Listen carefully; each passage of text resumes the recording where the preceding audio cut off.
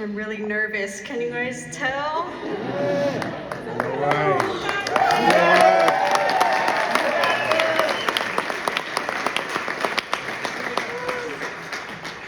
Thank you, Jessica, for the introduction. You got this!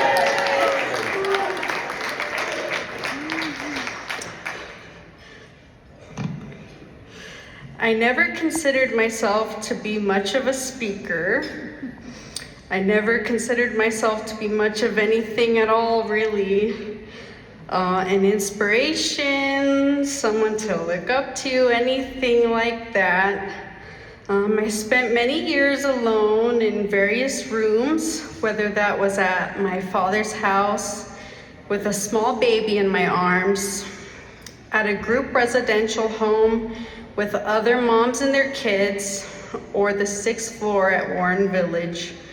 Looking back, I was doing the best I could, going through various stages of life with the tools and knowledge I had accumulated.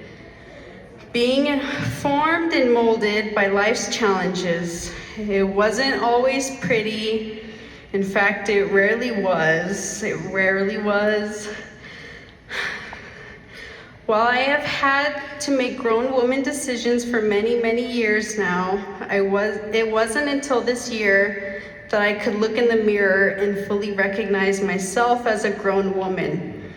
The way I had viewed myself had been distorted and manipulated into dirt and mud created by my upbringing and abusive relationships. My family members and my ex's words filled with hatred became my inner voice. I was an 18-year-old with a baby, but without a driver's license, high school diploma, or any work experience. Teen moms have always been looked down on. Teen moms are expected to succeed and contribute to our capitalist society at the same pace as everyone else, without the safety nets that other countries receive. We are expected to know everything, do everything, and be everything. But don't you dare bring your child around. You had a child young, so you are scum. I was living with family and my daughter's dad. I was scared and didn't want to be there. It was not my home, but it was all I knew and all I had. Those who have been through domestic violence and toxic family dynamics know it's hell on earth. I still jump and feel uneasy around yelling and slamming doors and objects. I'm hypervigilant of others' moods. These are the self-preservation tactics that became part of me. These protective behaviors kept me surviving. I still don't like to be around alcohol. It turned the people I love most into people I couldn't recognize. I still try to convince myself that the wrong they did wasn't really them. Trauma and alcohol can turn love sour. I'm learning to forgive. My daughter, Gabby, has always been the sunshine of my life. I say the sunshine because I will always want to wake up the next day if she'll be there to greet me. The sun is there to guide you, to clear the storms and give energy to the seeds we plant. People say that your life ends when you have a child young. However, my daughter gave me life and a desire to grow. The first goal I set my eyes on after having Gabby was my high school diploma. I took evening classes at an alternative high school that allowed me the flexibility to finish at my own pace. I walked across the stage and received my diploma when my daughter was 9 months old.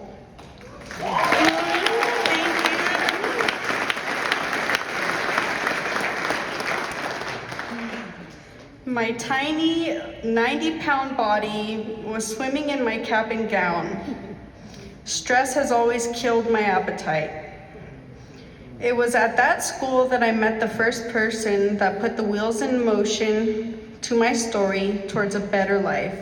It was a woman that volunteered her time to bring dinner over to the students at the school during the evening courses. She held space for all of us teen moms attending to sit and talk together. It was during these evenings that I started to want more. I became motivated to continue my education. I strapped my daughter in her stroller and walked over to the local community college financial aid center, seeking advice on grants and scholarships. The woman at the office said, "How do you expect to pay for and go to college as a mom in your situation?" Her words got stuck in my head, making me think maybe she's right. Who was I kidding? My living situation was weighing on me heavily. It was extremely difficult to find time alone to study and work without childcare.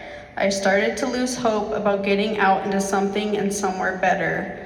After completing only one semester, I stopped taking courses. I felt completely stuck. I started having to call the police because the fights with my partner were so bad. It was incredibly embarrassing to have to ask for help from public authorities to protect myself from my partner. I felt really stupid for not knowing how to get away. I wish daily I could leave without drawing attention to Gabby and me. I wanted to hide from all of the, "Well, you should have done this," but where would I go? A nurse named Chelsea from the Nurse Family Partnership Program invited me to speak with Congresswoman Diana DeGette and other state senators at events about the impact of their program that supports first-time mothers. I felt like an imposter speaking to these powerful individuals while my home life was hell and I just quit going to college. Chelsea was seeing potential in me that I couldn't recognize, as well as identified how bad my living situation was. She was the first person to tell me about Warren Village. It wasn't until years later that I'd find the strength to move there. The fights at home became worse and worse. It was so bad that a waitress at a restaurant identified my look of desperation. She whispered to me, "Are you a teen mom?" She gave me the phone number to an organization called Hope House. They provided legal, education, and food support services for teen moms for free. I couldn't believe it. I applied the same night. Less than a year later, I told Gabby's dad that I was leaving him. That led to a very necessary permanent restraining order. The legal advocate at Hope House, Julie, helped me gather, sign, notarize, and submit all the necessary court documents for that order, as well as help me with the entire process for custody arrangements. The legal support she provided would have cost thousands of dollars if I would have had to hire a lawyer myself. It was all free. Julie played a critical role in my life. She sat with me at the courthouse and helped me every step of the way. She even helped me move into Hope House's residential program. My life felt physically safe at last, but the adjustment was extremely difficult. At the start of my time living at Hope House, I started working my first job, which quickly turned into 3 jobs, plus my 4th job of being a single mom. It was challenging living with other moms and their children, all coming from different backgrounds. Hope House was staffed 24/7 and time out of the house was scheduled and monitored. We were held to a high standard of cleaning, cooking, and busy schedules. Gabby was having a very difficult time adjusting to her new school, and I transitioned into being a full-time student in an accelerated medical assistant program. I felt extremely embarrassed, but my family and ex were pulling me back into my old codependent ways.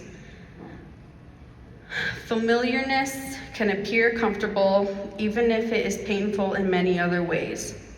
On the last day of my medical assisting school program, I moved out of Hope House and back to my old life.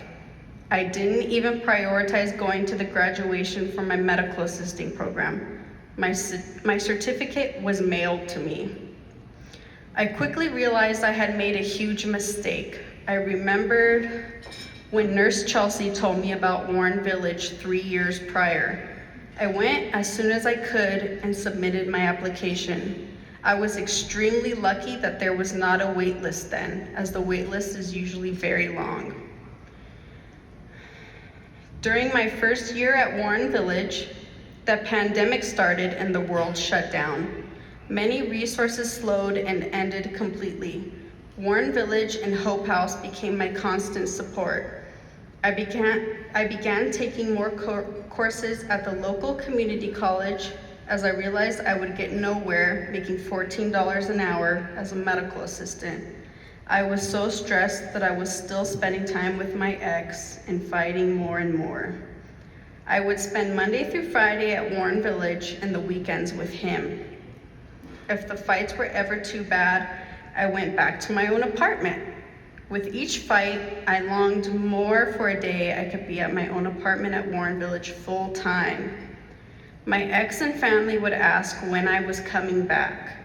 I thought to myself, never, but couldn't yet find a way to say that to them. I was struggling with codependency.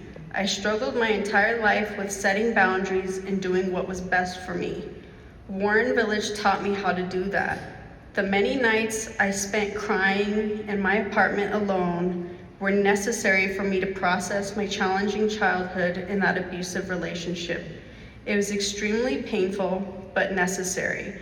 If I had not moved to Warren Village, I am certain that I would have never done it. I didn't want my daughter to grow up going through what I did, being a codependent people pleaser.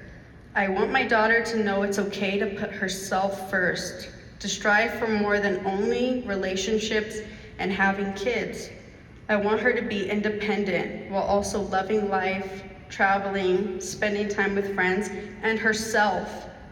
I want her to live a life that she chooses to live, not one that someone forces on her. During my time at Warren Village, I took advantage of the services offered. The holiday shop provided by donors gave us a full Christmas tree every year. We never went without heat, water, or air conditioning, as many residents have. I had food if needed. The advice I received was invaluable. The subsidized rent and scholarship opportunities I received led to a nice savings account for when I was ready to move out. My wonderful family advocate at Warren Village referred me to the volunteer therapist, Pam, who helped me set boundaries between my family, my ex, and my old life to aid my mental health improvements. Pam would ask me questions in our therapy sessions about how I felt about certain subjects. I was used to stuffing things down and avoiding how I truly felt about things for years. It wasn't until a year into seeing Pam that I was able to allow myself to cry during my sessions. Pam taught me that what we refuse to face now will come back to haunt us later. We will eventually be forced to process it. It's better to do it as we go through it. She is the reason I can now finally recognize a grown woman when I look in the mirror. Pam helped me remember the young Jada who had hoped and dreamed that maybe, just maybe, it could be possible to be a homeowner and college graduate by the time she turned 25. I wish I could go back in time and hug that Jada and tell her that she did that.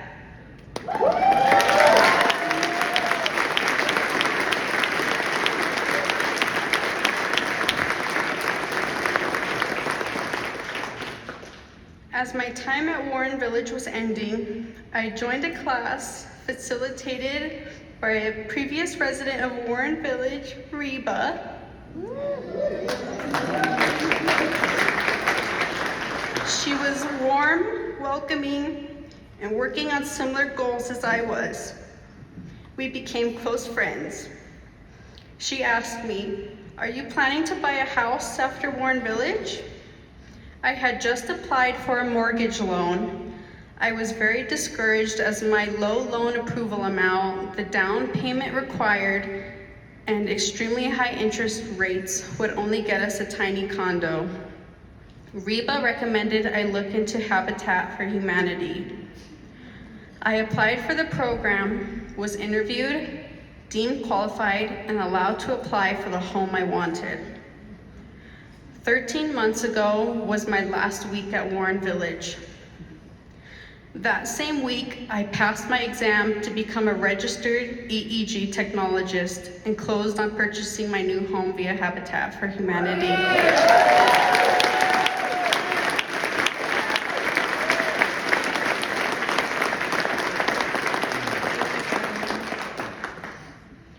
When my apartment at Warren Village was packed and ready to go, I got emotional looking around the apartment. I passed many hurdles while living at Warren Village, thanks to the unbelievable, helpful resources provided.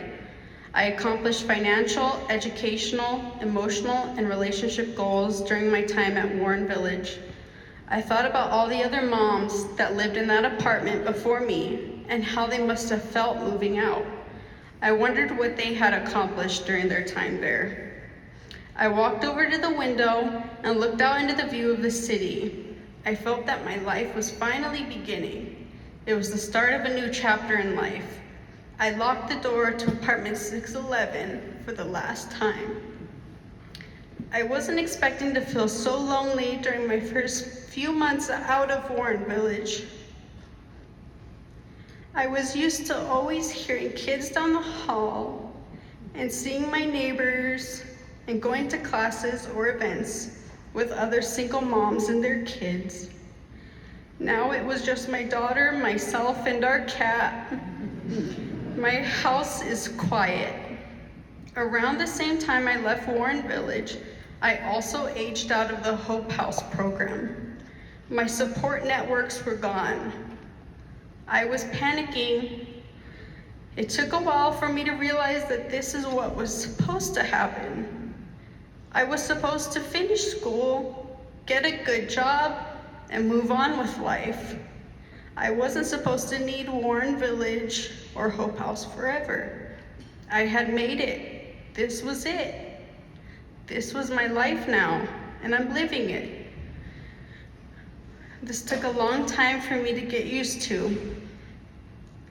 Today, I am happily single, independent, and still healing different parts of myself. It's been a year in my new home. My close friend from Warren Village, Reba, bought her house right down the street from me.